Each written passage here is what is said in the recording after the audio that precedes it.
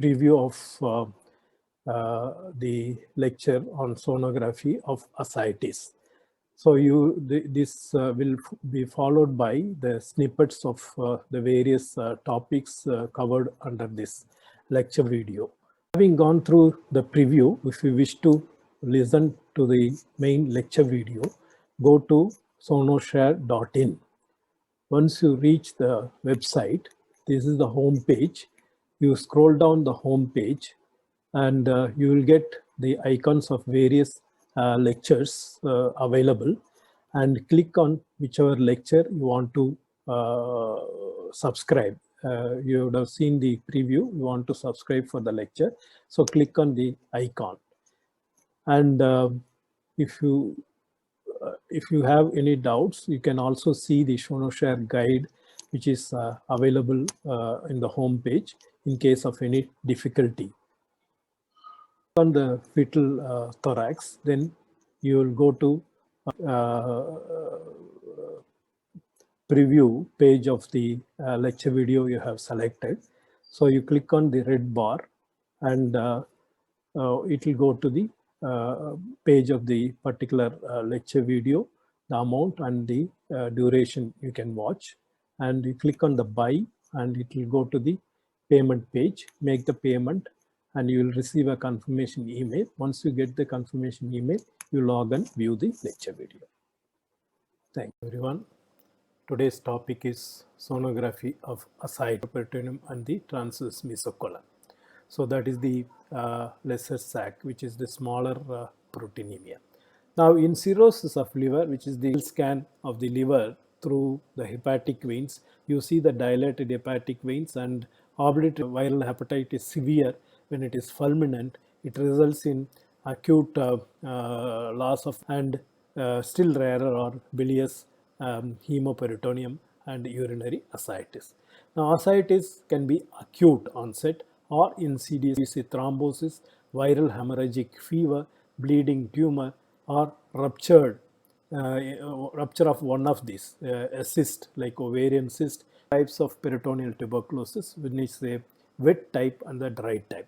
So wet type is ascites, where you get ascites because of the exudate from the granulomas from the peritoneal surface. To recognize it even in the presence of ascites, but when it is thickened, it is very well seen deep to the anterior abdominal wall, and it appears as uniformly echogenic omentum in tuberculosis.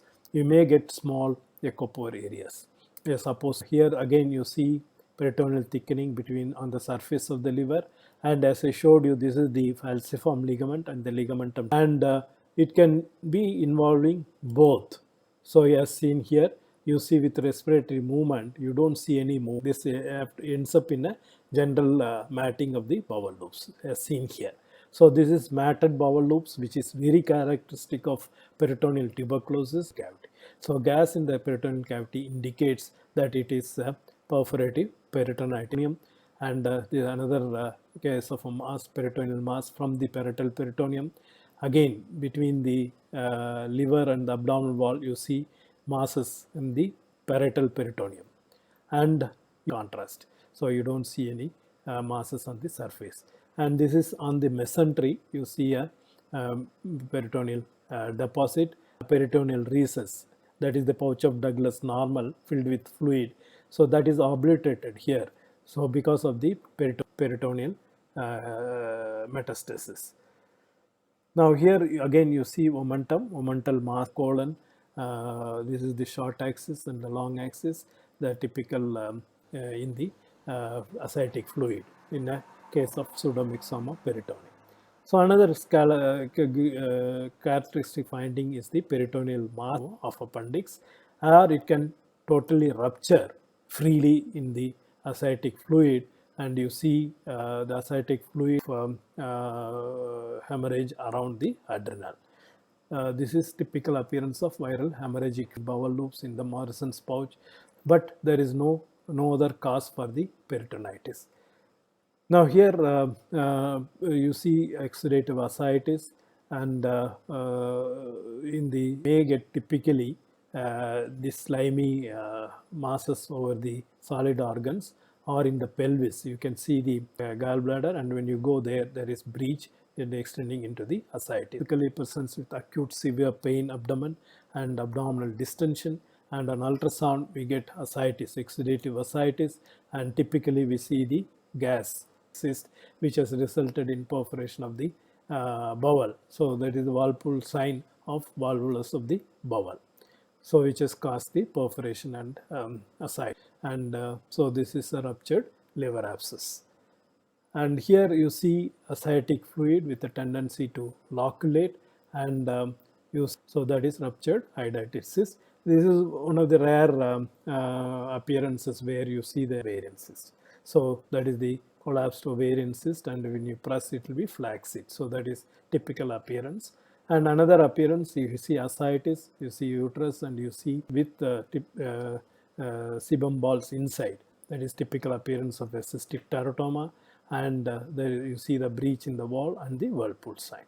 So this is a cystic teratoma undergone torsion, as a result rupture and with a leak of contents into the peritoneal cavity, putting free in the ascitic fluid, and that is the appendicolith, fecolith in the neck of the upper. There is a clot on the surface protruding out of the cyst into the protruding into the ascitic fluid, indicating that it is a leaking clot extruding, so leaking corpus luteum cyst.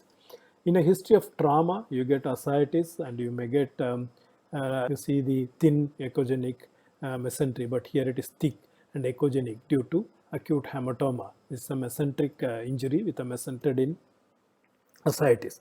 So this rent may be seen, the bladder may be still distended depending upon the size of the breach in the bladder wall. Here another case of injury to the bladder, you see exudative ascites. In real time you may see fluid escaping also.